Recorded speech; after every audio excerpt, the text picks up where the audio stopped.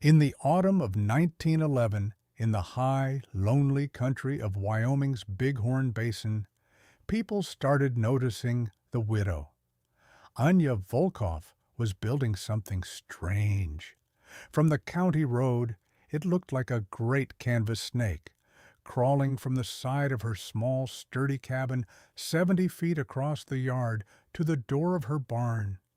It was ugly, it was flimsy, it was a long, low tunnel made of scrap lumber, saplings, and cheap surplus tarpaulin. Neighbors riding past would slow their horses. They'd stare, shake their heads, and ride on. The consensus formed quickly at the trading post in tense sleep. The poor woman, alone out there with two young ones after her husband's death, had finally lost her mind to grief and fear. They thought she was building a shelter. They thought she was building a fortification. They were all wrong. And when the winter of 1912 hit with a fury that old-timers still talk about, that crazy canvas tunnel would prove the difference between survival and surrender. It would rewrite the rules of staying warm on the frontier. If you want to see the number that made the most experienced builders in the county go silent, stay until the end. What did this quiet Russian widow, a former combat medic, understand about heat and wind that every seasoned homesteader in Wyoming had missed? Let's find out, and if you're new here, consider subscribing. We explore one proven frontier technique every week. Let us know in the comments where you're watching from. Anya Volkov wasn't trying to revolutionize anything. She was a 34-year-old widow trying to keep her children from freezing. She and her husband Dmitri had come from the Russian Empire 5 years earlier, seeking land and air that wasn't heavy with the threat of conscription and conflict. Dmitri was a good man and a strong builder. The cabin he'd built for them was a respectable structure by any frontier standard.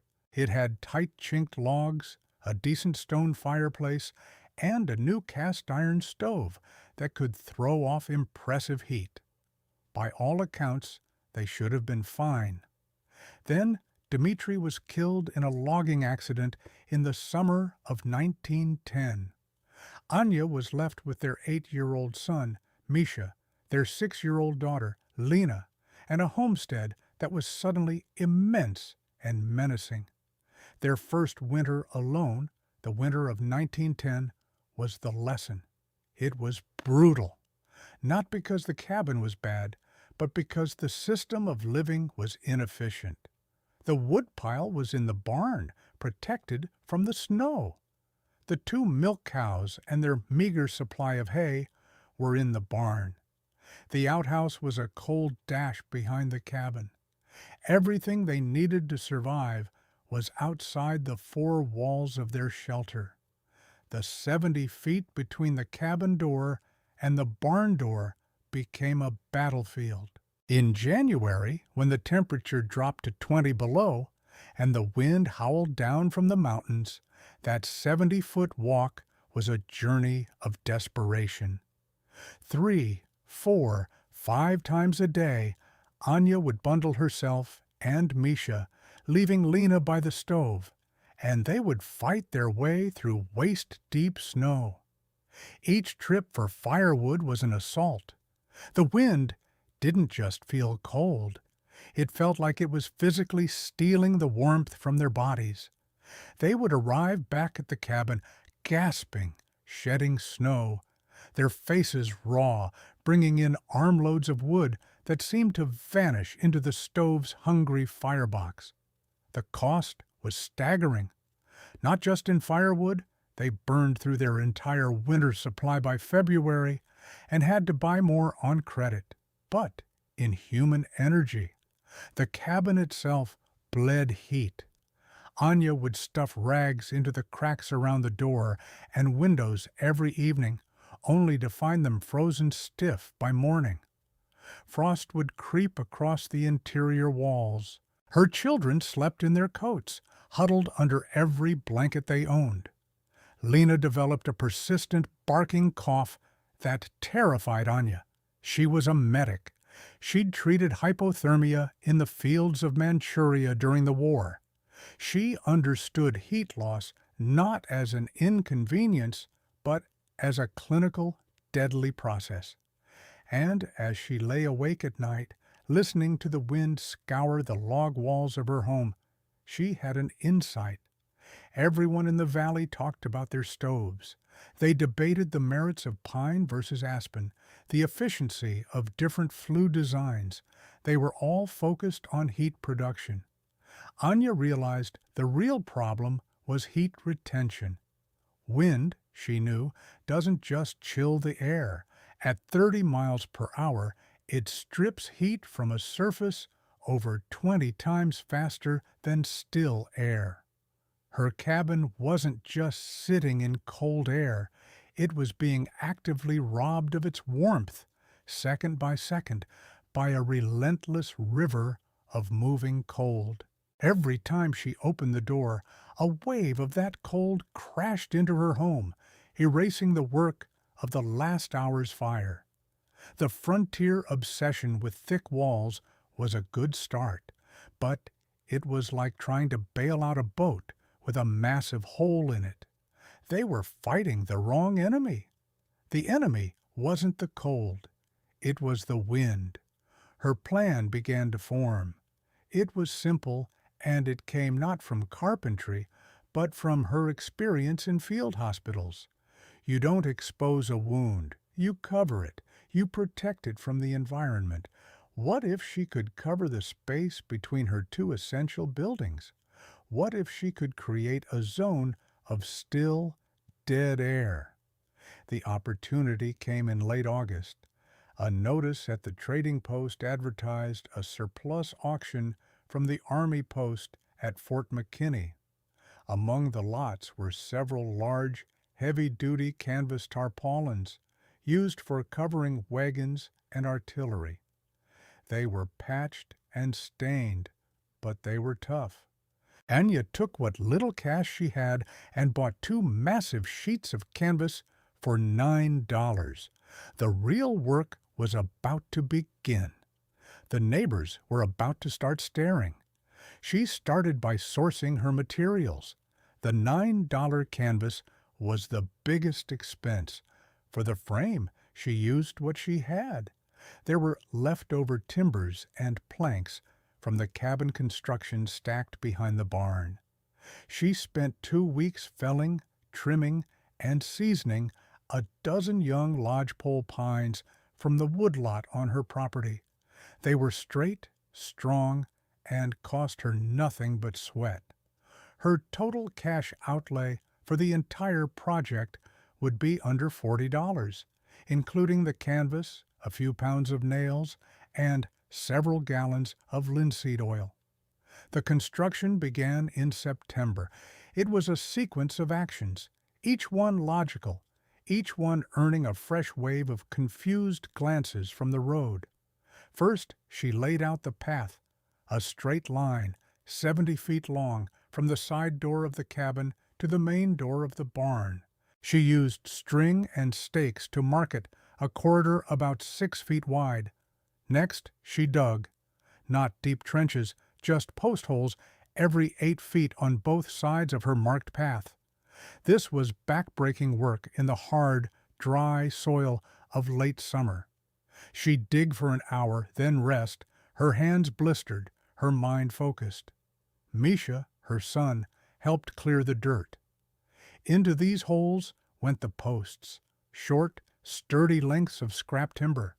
They only stood about 4 feet high. This wasn't going to be a tunnel you could stand up in comfortably. It didn't need to be. It only needed to be a passage. Then came the frame. Using the young pine sapling she'd cut, she built a simple A-frame structure connecting each pair of posts. A ridgepole ran the entire 70-foot length, connecting the peaks of the triangles. She lashed them together with rope and reinforced the joints with nails. Slowly, a long skeletal structure took shape. It looked like the spine of some great beast. This is where the physics came in. Anya wasn't building a house. She was building a windbreak. The sole purpose of the frame was to support the canvas and create a pocket of space. In that space, the air would be trapped. And here's the key that everyone else missed. Still air is a fantastic insulator. Moving air is a thief. By stopping the wind, she wasn't just making the walk to the barn more comfortable. She was fundamentally changing the thermal environment around the most vulnerable parts of her cabin, the door and the eastern wall. She was creating a buffer zone. It was like putting a blanket over that entire side of her house. The most crucial step was the canvas. With Misha's help, she wrestled the enormous heavy tarps over the wooden skeleton. It took them 3 days. They stretched it tight, nailing it down to baseboard she'd fixed along the bottom of the frame. She overlapped the 2 big sheets by several feet at the middle, creating a double-layered section for extra strength. The final step was waterproofing. She bought a large can of pine tar and mixed it with linseed oil, creating a foul-smelling but effective sealant. For a week, she and the children painted every square inch of the canvas, working the sticky mixture into the fibers. It turned the faded khaki canvas a dark, ugly brown and made it stiff and water-repellent. The smell lingered for weeks. From the outside, the finished result was jarring. It looked like a temporary, desperate measure. A long, dark, lumpy tube that connected a perfectly good cabin to a perfectly good barn. It sagged slightly in the middle. It was an eyesore. It broke every aesthetic rule of frontier building, which valued clean lines, solid right angles, and visible strength. Her brother-in-law, Thomas, rode out from town to see it. He stood there for a long time, just looking. Thomas was a good man, but a conventional one. He worked as a clerk in the land office. He cared about appearances. "Anya," he said, his voice gentle but laced with deep concern. "What is this? It's not safe. A big snow will bring the whole thing down." "It's not for the snow, Thomas," she replied, her voice level. She didn't explain further. She just kept checking the tension on the canvas. "People are going to talk," he warned. "They'll think we aren't looking after you." Anya looked at him, then at her small house, then at the barn. She thought of the winter before, of Lena's cough, of the gnawing anxiety in her own stomach every time the wind picked up. "Let them," she said. The ridicule started before the first snow, and when her neighbors saw the finished tunnel, they didn't see engineering. They saw desperation. They saw a woman's folly. The first real critic was Silas Croft. Croft ran the lumber mill. He was a big, practical man who had built half the structures in the valley. He considered himself an authority on what worked and what didn't. He'd sold Dmitri the logs for the cabin and felt a paternal, if distant, sense of responsibility for it. He stopped his wagon one afternoon in early October, ostensibly to ask about her firewood supply, but really to inspect the monstrosity in her yard. He walked around it, kicking at the baseboards. He pushed on the canvas with his thick fingers. He squinted at the A-frame structure. "Ma'am," he said, not unkindly, "I don't mean to tell you your business, but this won't work." Anya stood on her porch, wiping her hands on her apron. "Why is that, Mr. Croft?" "Snow load," he said, with the confidence of a man who had seen 100 roofs collapse. "We get wet, heavy snows in November, a foot of it, and this canvas will tear 2 feet, and this whole frame will fold up like a cheap chair. It'll trap you inside or trap you out. It's a hazard. His logic was sound, based on a lifetime of building with rigid, heavy materials. He was evaluating it as a roof. Anya had not built a roof. She gave him her first quiet, devastatingly simple defense. "It's not for snow, Mr. Croft. It's for wind." He just stared at her, then shook his head. He didn't understand. He thought she was being naive. "Well, wind comes with snow," he said, climbing back onto his wagon. "Good day, ma'am." The story of their conversation made its way around the trading post. The name was coined that Saturday by Jed, a young, loud-mouthed ranch hand. Leaning against the counter, he bellowed for all to hear. "Heard about the widow Volkoff's contraption? Croft says it'll fold in the first storm. I'm calling it the widow's folly." A few men laughed. The name stuck. The gossip network buzzed. At the church social, women would ask Anya with pitying looks if she was managing all right out there. Conversations would quiet when she approached. People began driving their buggies down her road just to slow down and stare at the long, brown tunnel. It became a local curiosity, a monument to a widow's poor judgment. The institutional concern came next. Mr. Abernathy, the county extension agent, paid her a formal visit. He was a man who lived by government pamphlets and agricultural bulletins. He carried a clipboard. "Mrs. Volkoff," he began, standing at a professional distance from the tunnel. "I've had some reports. This structure, it's highly unconventional. It connects your dwelling to a barn filled with hay. The fire risk alone is considerable. And frankly, a canvas passage. It's not in any manual I've ever seen." "It is not a dwelling, Mr. Abernathy. It is a tool, like a fence," Anya said. "A fence keeps things out. This seems designed to keep you in," he countered, making a note on his clipboard. "I'll have to file a report." But the cut that went deepest came from family. Thomas returned a few weeks later, his face grim. He sat at her kitchen table, refusing to look at the tunnel through the window. "Anya, this has gone too far," he said, his voice low. "It was just talk before. Now it's serious. People at the county office are whispering. They're saying you can't manage the homestead. They're saying you're scared of the weather, that you've locked yourself away." He paused, and his next words landed like a punch. "They're starting to ask if the children are being properly cared for, if maybe they'd be better off in town." The threat was clear. They thought she was not just eccentric, but incompetent, a danger to her own children.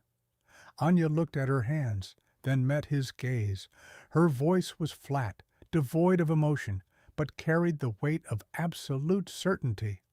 "I am not trying to impress anyone, Thomas," she said. "I am trying to keep my children warm."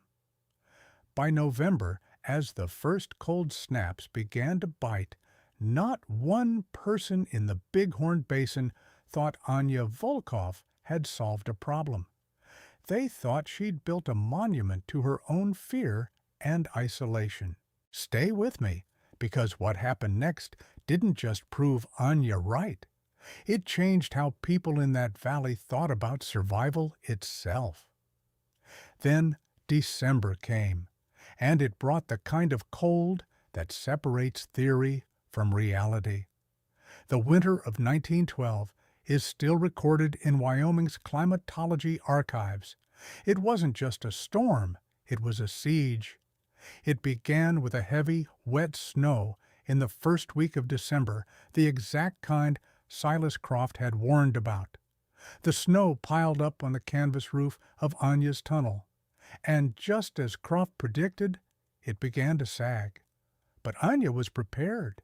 Every few hours she would go out with a long pole that had a crosspiece nailed to the end like a giant squeegee. Standing inside the tunnel, she'd push up against the canvas, and the accumulated snow would slide right off the steep, tarred surface. It was a chore, but it was manageable. The structure held. It wasn't about strength. It was about design.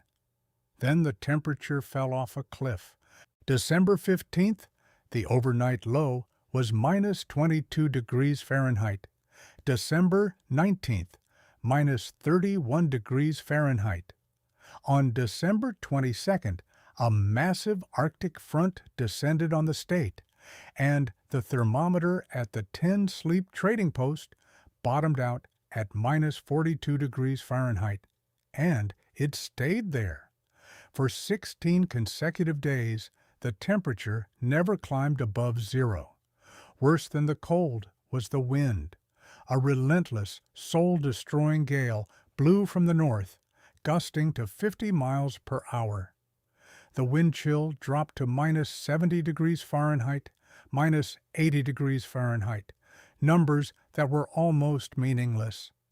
At that temperature, exposed skin freezes in minutes. Steel becomes brittle. Life grinds to a halt. The valley began to suffer. This was not a normal cold spell. This was a crisis. We know the details from diaries and county records. The Croft family, in their expertly built two-story home, the warmest in the valley, were burning through a cord of prime seasoned oak every 6 days. Still, the downstairs temperature hovered at a miserable 45 degrees. Mrs. Croft moved her children into a single room upstairs, stuffing blankets against the door. The Garrison family, Anya's nearest neighbors, were in dire straits. Mary Garrison was 9 months pregnant, due any day. Her husband, Frank, had to make the perilous 40-foot journey to their outhouse and woodpile multiple times a day. He'd come back each time with his beard caked in ice, the house growing colder with every opening of the door. Ranchers were losing livestock. Cows were found frozen standing in their fields. Even in the barns, the water troughs froze solid an hour after being filled. People were burning anything they could: fence posts, furniture, chimneys, overworked and poorly maintained, started failing. The Miller family's cabin nearly burned down from a chimney fire. The human cost was measured in misery. Children were sick, constantly shivering. The days were an endless cycle of feeding the fire. The nights were spent listening to the wind, trying to tear the houses apart. And then people started noticing the Volkov place. Doc Miller, making a desperate house call on horseback, passed her homestead during a lull in the wind. What he saw puzzled him. There was no sign of frantic activity. There wasn't the thick, panicked plume of smoke you'd expect from a stove being run at full blast. Instead, a thin, steady, almost lazy wisp of smoke rose from her chimney. The path to her front door was clear. The bizarre canvas tunnel was still standing, shedding the blowing snow like the hide of an animal. Through the front window, he caught a glimpse of Anya sitting in a rocking chair with a book. Her son was on the floor, drawing on a piece of slate. Neither was wearing a heavy coat. The sight was so strange, so out of place with the suffering everywhere else, that he mentioned it at the trading post. The story spread. It didn't make sense. The widow, in her small cabin with that flimsy canvas tunnel, seemed to be weathering the storm better than anyone. Stay with me, because the number that came out of this cabin didn't just surprise the valley. It would become a local legend. The vindication arrived on the back of a half-frozen lumberman.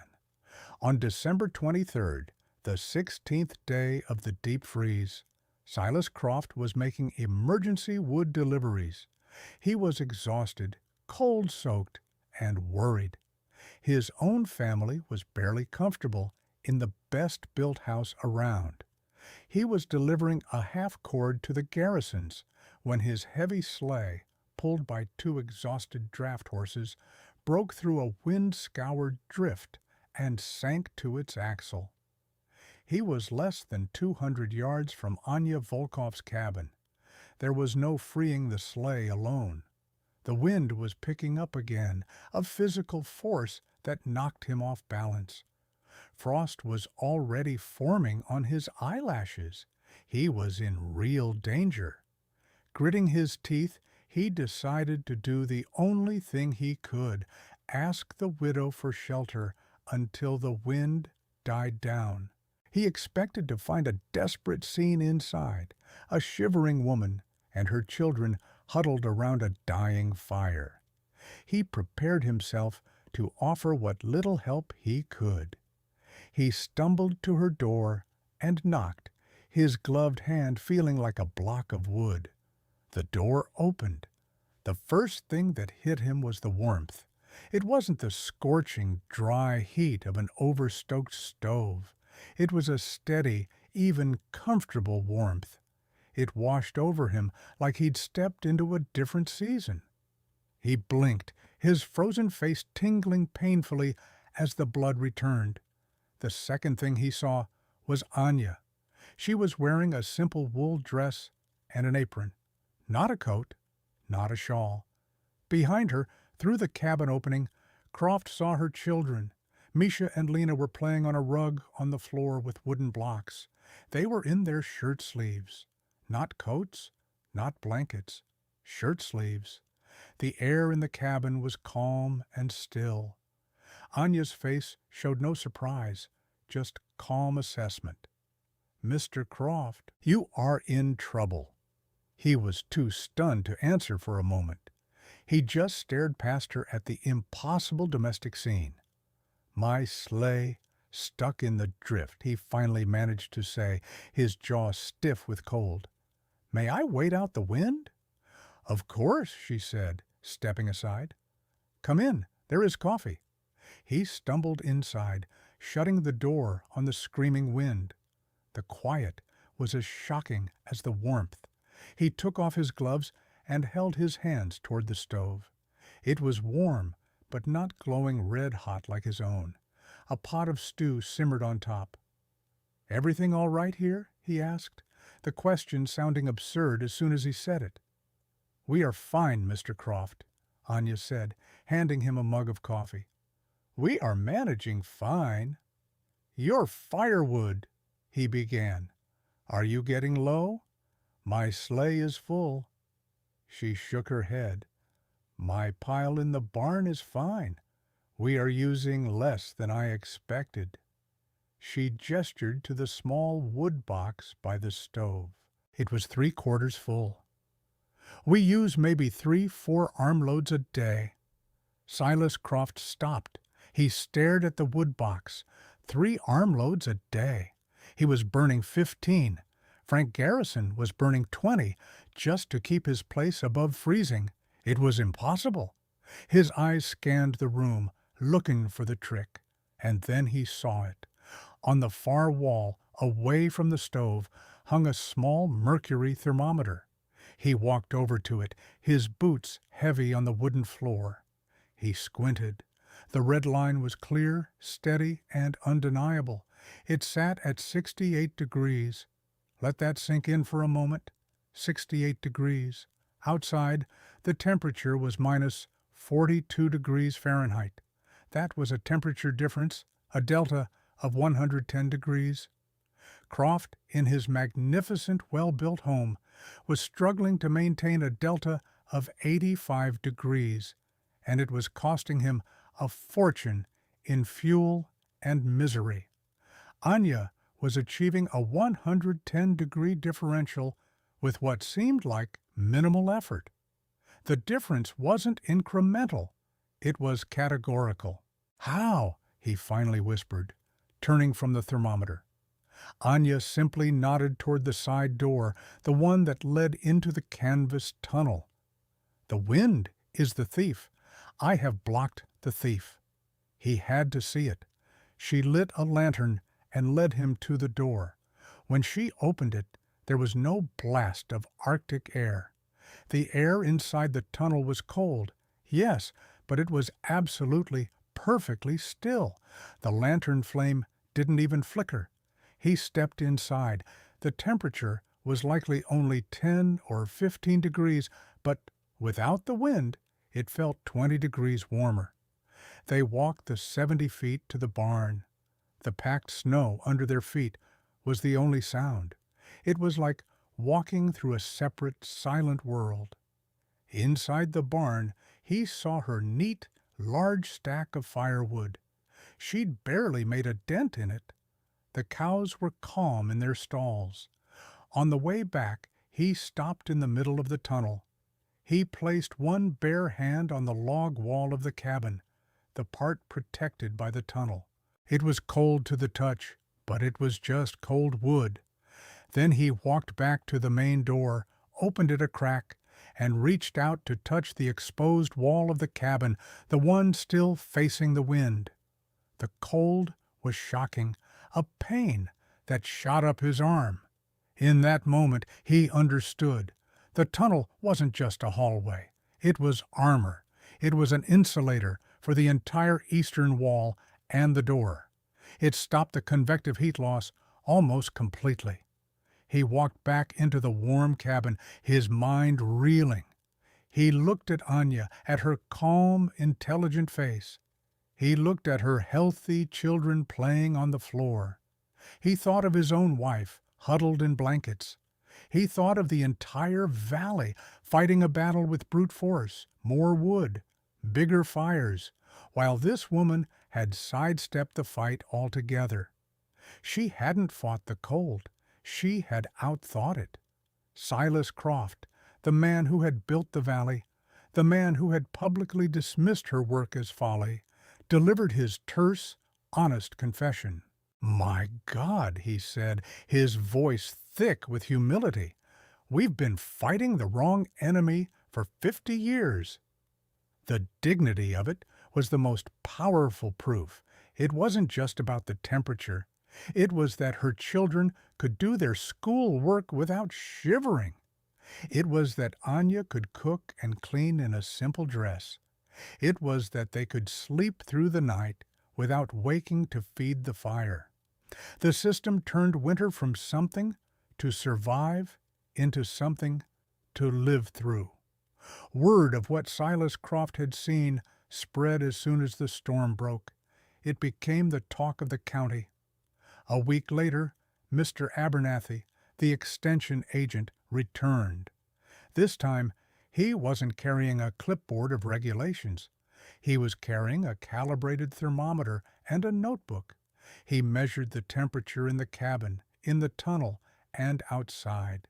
He documented the fuel consumption. He took meticulous notes, his professional skepticism melting into scientific awe.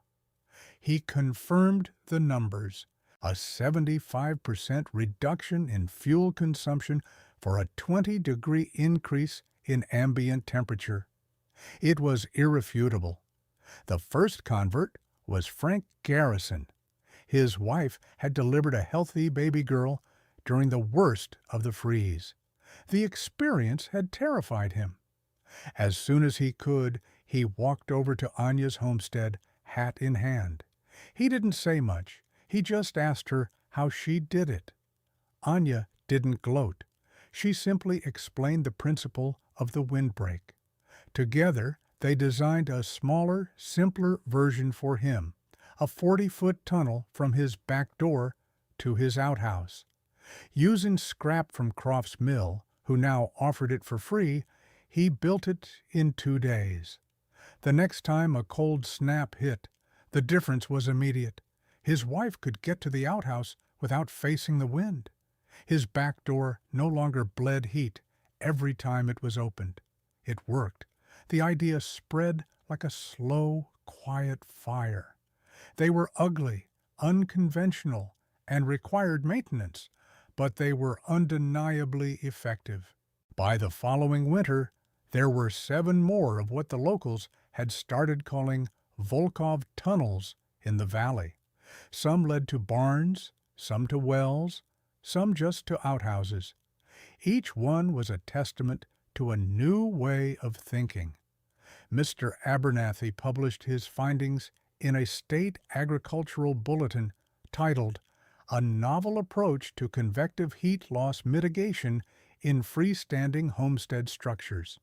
It was dry and technical, but it documented Anya's results for the record. The idea was picked up by homesteaders in Montana and the Dakotas.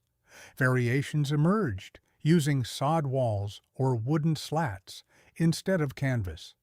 What Anya Volkov had built in 1911 with $9 of canvas and a profound understanding of the real enemy, anticipated by nearly a century what modern building scientists would rediscover and call the building envelope and the principles of passive house design. Years later, when asked about it, Anya would simply shrug. Her English was still accented, her words chosen carefully. "Is not new," she would say. "In the field hospital, you learn. The cold does not kill so fast. The wind is the thief that takes the heat from the body. You stop the thief. The original tunnel is long gone. Canvas and saplings are not meant to last a lifetime, but the principle endured. It became part of the local knowledge, a story told to newcomers about the quiet Russian widow who taught a valley of hardened frontiersmen that the most powerful tool for survival wasn't a bigger axe or a hotter stove, but a better idea. The frontier didn't reward stubbornness or tradition. It rewarded what worked. Drop a comment below. Where are you watching from? And what's the coldest winter you've ever had to face?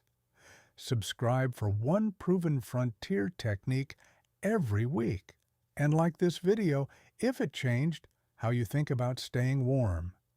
This video presents a historically inspired reconstruction of frontier ingenuity.